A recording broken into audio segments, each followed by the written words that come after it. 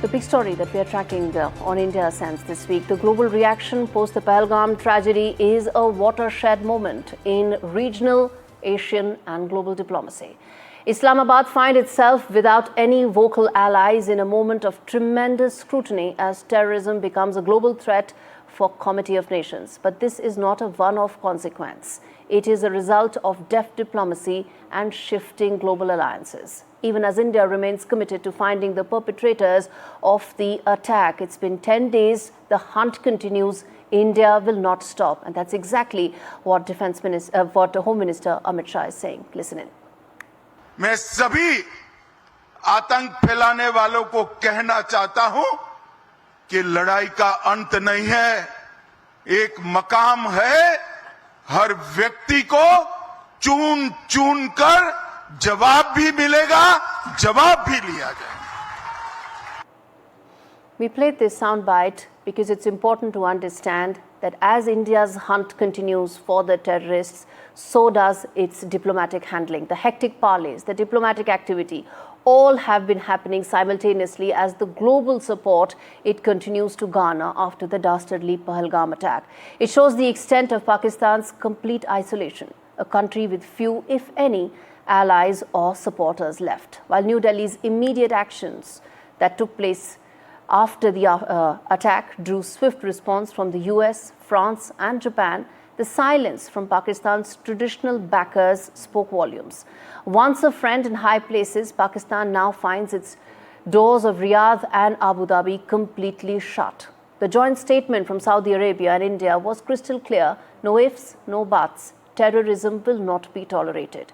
And Pakistan's old playbook, crying wolf over Kashmir while nurturing terror, has now ended. More so since the world can now see how Pakistani army and its political class made it the world's biggest terror factory. Bilawal Bhutto has now no qualms in admitting just this, exactly like how the Pakistani defense minister admitted that. Listen in.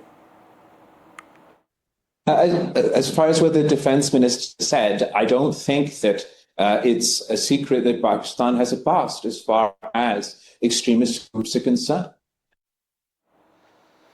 Just when the Taliban regime came to power just a few years back, the loudest cheers came from Rawalpindi. And since the reason why was because they had helped install the government. But just see how tables have turned, that even the Taliban is now backing India over Pakistan. Then there is Iran that is backing New Delhi. From Melbourne to Frankfurt to London to Kathmandu, then there are thousands of Indian diaspora members that have hit the streets demanding justice, denouncing Pakistan's role in the heinous crime. Their voices, angry, united and relentless, are ringing in every major capital around the world, making sure that the world does not look away. And in fact, as we speak, Pakistan's traditional arc of support, it's included Turkey, Afghanistan, Iran, all have crumbled, and with it, the global patience.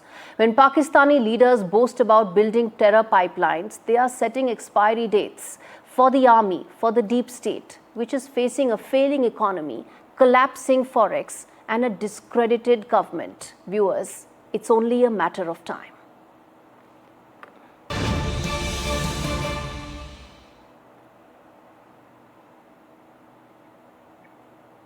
In fact, there is breaking updates coming in, viewers. Pakistani actor Fawad Khan and singer Atif Aslam's Instagram accounts have been disabled in India.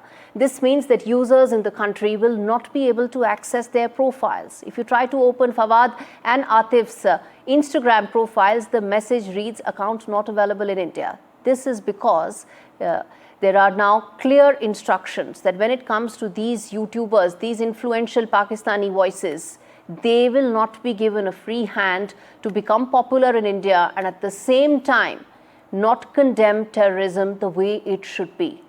He is just the latest in Pakistani celebrities whose Instagram accounts have been